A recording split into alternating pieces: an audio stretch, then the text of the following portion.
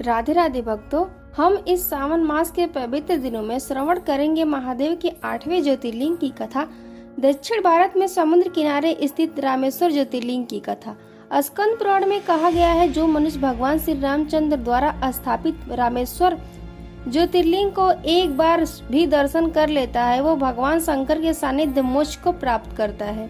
सतयुग के 10 वर्षों तक तपस्या करके जो पुण्य फल अर्जित किया जाता है, वही कलयुग में यही पुण्य फल एक दिन में तपस्या करके प्राप्त कर सकते हैं।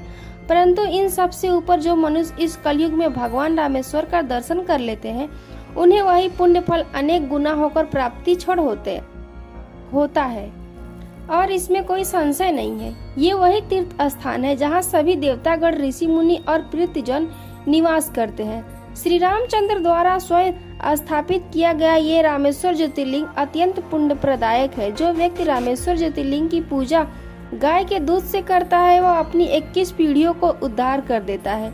जो दही से उनकी आराधना करता है, वह मनुष्य सभी पापों से मुक्त होकर विष्णु लोक में प्रतिष्ठित होता है। इतना पवित्र और मंगलमय है रामेश्वर ज्योतिर्लिंग। तो चलिए अब हम इस रामेश्वर ज्योतिर्लिंग से जुड़ी एक पौराणिक कथा का श्रवण करते हैं। यह कथा है भगवान रामचंद्र के आविर्भाव के। अपने पिता महाराज दशरथ के वचनों को पूर्ण करने के लिए भगवान राम अपने भाई लक्ष्मण और भार्या सीता देवी के साथ वनवास के लिए चले गए और वहां उन्होंने दंडकारण्य के अंतर्गत पंचवटी में कुछ समय व्यतीत किया। और एक दिन दुष्ट रावण ने माता सीता का अपहरण कर लिया। अपने प्रिय वैदेही को ढूंढते हुए वन भटक रहे श्री राम और लक्ष्मण को आखिर हनुमान जी मिले और उनके माध्यम से उनकी भेंट वानर राज सुग्रीव से हुई। भगवान श्री रामचंद्र और सुग्रीव बीच मित्रता हुई और बाली का वध करने के बाद सुग्रीव को किष्किंधा का राजा बनाया गया और फिर आरंभ हुई माता सीता की खोज। सुग्रीव की वानर सेना द्वारा आखिरकार राम भक्त हनुमान जी ने लंका में जाकर माता सीता की खोज की और वापस आकर ये समाचार श्री रामचंद्र जी को सुनाया।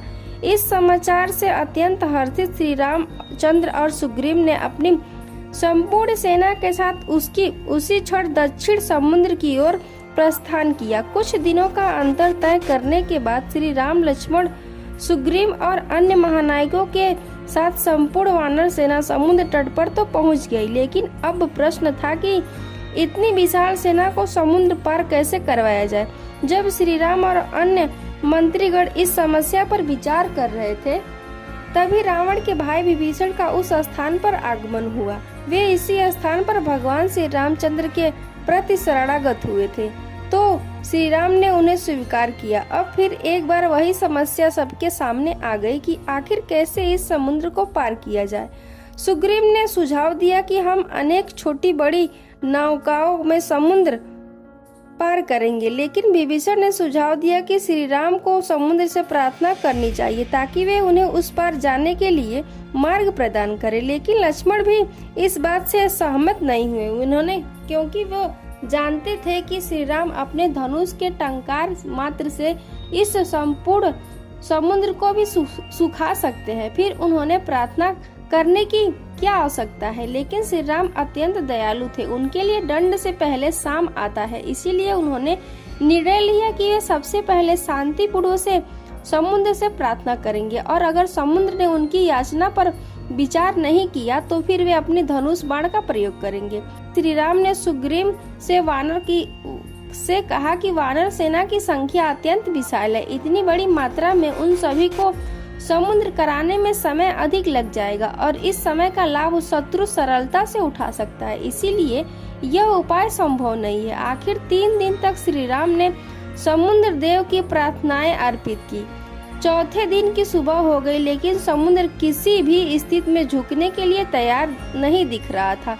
यह देखकर श्री राम को अत्यंत क्रोध आया। उन्होंने लक्ष्मण से कहा, हे लक्ष्मण, इसी क्षण मेरा धनुष और सर्पों के समान बाण लेकर आओ। मैं अपने अमोघ बाणों के द्वारा इस समुद्र को उसके समस्त जलचरों सहित सुखा दूंगा। मुझे क्षमा युक्त देखकर यह कठोर समुद्र मुझे असमर्थ समझने लगा है, लेकिन अब बहुत हुआ। मैं इसी क्षण उसे अपनी शक्ति का परिचय देता हूँ। और उसी क्षण समुद्र हाथ जोड़कर श्री राम के समक्ष उपस्थित हुआ। उसने श्री राम से क्षमा याचना की और अंत में समुद्र ने श्री राम को एक सुझाव दिया कि आपकी सेना में महाबली नल साक्षात विश्वकर्मा के पुत्र है, अतः वे काष्ठ और पत्थर जो भी मेरे समुद्र में फेंकेंगे उसे मैं अपनी सतह पर धारण करूंगा। और इस प्रकार आप एक पुल का निर्माण करें जिसके ऊपर चलकर आप अपनी सेना सहित रावण की नगरी लंका तक पहुंच सकते हैं। और इस प्रकार श्री राम के देखरेख में समुद्र पर एक सेतु का निर्माण किया गया जिसे श्री राम सेतु के नाम से जानते हैं। इसी स्थान पर कई 24 तीर्थ आकर समाये हुए हैं, जैसे कि चक्र तीर्थ, बेताल व्रत, पाप विनाश तीर्थ, सीता सरोवर तीर्थ, ब्रह्म कुंड, हनुमंत कुंड, अगस्त्य कुंड, राम तीर्थ, लक्ष्मण तीर्थ, अग्नि तीर्थ, शंख तीर्थ इत्यादि। इन सभी तीर्थों का अपना अलग अलग महत्व है।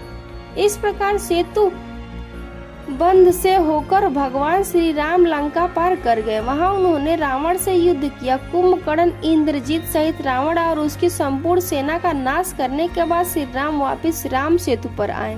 वह उनके दर्शन करने के लिए अगस्त ऋषि के नेतृत्व में दंडाकारण्य में रहने वाले सभी ऋषि मुनि आ पहुंचे। उन्होंने श्री राम की स्तुति की। इन सभी की प्रार्थनाएं स्वीकार करने के बाद श्री राम ने उनसे विनीत भाव से पूछा, ऋषिगण, रावण का वध करने से मुझे जो ब्रह्म हत्या का पाप लगा है उसका प्रायश्चित क्या है?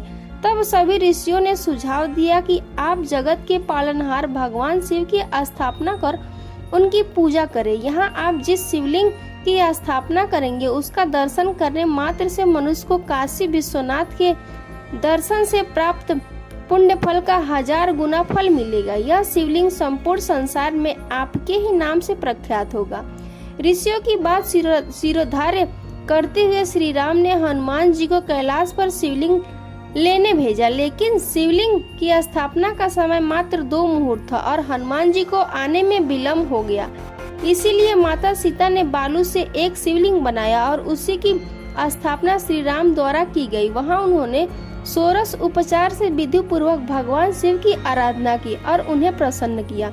उनकी पूजा स्वीकार करते हुए भगवान शिव माता पार्वती सहित उस स्थान पर प्रकट हुए और उन्हें वरदान देते हुए कहा, हे राघवेंद्र, आपके द्वारा यहाँ स्थापित इस शिवलिंग का जो दर्शन करेगा वह महापातकों से युक्त होगा, तब पर भी उसके समस्त पापों का नाश हो जाएगा। इस प्रकार श्री रामचंद्र ने उस शिवलिंग के सामने नंदेश्वर को स्थापित किया।